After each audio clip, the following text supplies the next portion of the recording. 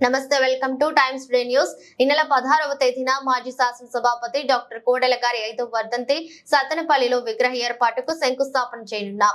Panchayati Raj guest house కు ఆయన పేరు పెట్టనున్నాం. ప్రజా వేదిక వద్ద కోడెల గారి వర్ధంతి సందర్భంగా పార్లమెంటరీ ప్రజాస్వామ్యం, రాజకీయ పార్టీలు అనే అంశంపై లెక్చర్ కూడా ఉంటుంది.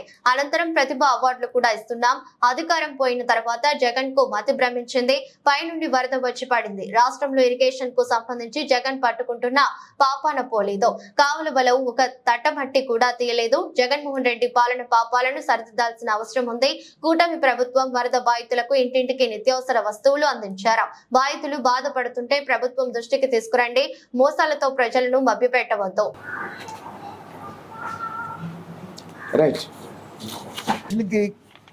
కన్వీనర్ గా పోసాని వెంకటేశ్వర గారు ఉంటారు. మరి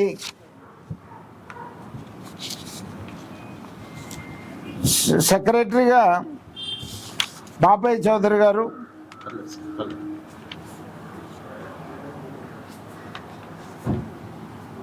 సెక్రటరీగా పూజల వెంకట కోటయ్య గారు, మెంబర్గా దుగ్గినేని బాపయ్య చౌదరి గారు మరి ఆర్గనైజేషన్కి ఉండి గత 5 సంవత్సరాలుగా నడుపుతున్నారు. ఇది 5వ సంవత్సరం కాబట్టి శివప్రసాదరావు గారి అభిమానులందరూ కూడా ఆ రోజు 3:00 సత్తెనపల్లి ప్రజావేదిక దగ్గరికి రావాలని చెప్పేసి కోరుతా ఉన్నాను.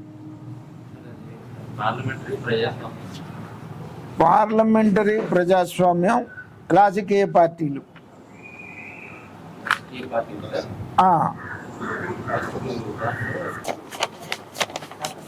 అంటే నేను ఈ ప్రభుత్వం వచ్చినప్పటి నుంచి కూడా చెప్తున్నాను, జగన్మోహన్ రెడ్డికి అధికారం పోయిన తర్వాత కాస్త మతి భ్రమించింది అనేటువంటి మాట. ఎందుకంటే ఇవాళ వర్షాలు భారతదేశం అంతా కురిసినాయి బాగా, ఆంధ్రప్రదేశ్లోనే కురవడం కాదు. పైనుంచి వరద విపరీతంగా వచ్చి పడింది. 1. 2 ప్రధాన కారణం వీటన్నిటికీ జగన్మోహన్ రెడ్డి. ఎందుకంటే బుడమేరు, అసలు బుడమేరే కాదు, రాష్ట్రంలో ఇరిగేషన్కి సంబంధించి ఏ ట్యాంక్ కానీ, ఏ కెనాల్ కానీ, ఏ గేట్లు కానీ అసలు పట్టించుకున్న పాపం లేదు. మొత్తం కాలువలన్నీ కూడా ఇవాళ పూడిపోయి నాటేసేసి గుర్రం డెక్క పెరిగిపోయి కాలువలు వదిలితే నేల మీద పారేటువంటి పరిస్థితికి రాష్ట్రం అంతా వచ్చింది. ఆ పాపాన్ని, జగన్మోహన్ రెడ్డి పాలన పాపాన్ని సరిదిద్దాల్సినటువంటి అవసరం ఉంది. ప్రభుత్వం వచ్చి 3 మాసాలు అయింది. మరి రికార్డు స్థాయిలో అంత వరద వచ్చినప్పటికీ కూడా ప్రజలను ఆదుకునే విషయంలో కానీ, ప్రజలకు సంబంధించినటువంటి నిత్యావసరం భోజనం కావచ్చు, పాల ప్యాకెట్లు కావచ్చు. నేనున్నాను 15th డివిజన్లో, రాత్రి మొగళ్ళు పనిచేసాం అక్కడ ఉండి. ఆ నీరు ఎవాక్యువేట్ చేయించడానికి కానీ, శానిటేషన్ విషయంలో కానీ, ప్రజలకు నిత్యావసర వస్తువులు అందించే దాని విషయంలో కానీ, భోజనాలు అందించే దాని విషయంలో కానీ ఇంటింటికి అందించాం. ఇంతకుముందు ఎక్కడో క్యాంప్ పెట్టి క్యాంపులో వాళ్ళకు కూడా కాకుండా, క్యాంపుకి రాకుండా ఇళ్లల్లో ఉన్నటువంటి వాళ్ళందరికీ కూడా ఆహార పొట్లాలు కానీ, పాల ప్యాకెట్లు కానీ ఇంటింటికి అందించినటువంటి పరిస్థితి, ఎక్కడ కూడా కొరత లేకుండా ఉన్నటువంటి పరిస్థితి. ఇక దాన్ని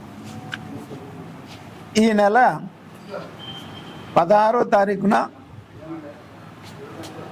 డాక్టర్ కోడెల శివప్రసాదరావు గారి 5వ వర్ధంతి సందర్భంగా డాక్టర్ కోడెల శివప్రసాదరావు